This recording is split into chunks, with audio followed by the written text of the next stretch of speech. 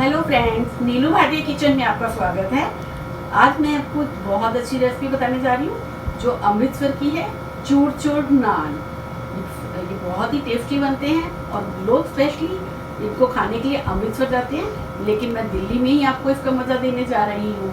तो आप मेरी वीडियो को एंड तक ज़रूर देखिएगा और उसके बाद सब्सक्राइब करना मत भूलिएगा और बेल आइकन को भी ज़रूर दबाना, ताकि मेरी जो नई नई वीडियोज़ हैं वो आप तक सबसे पहले पहुँच सके।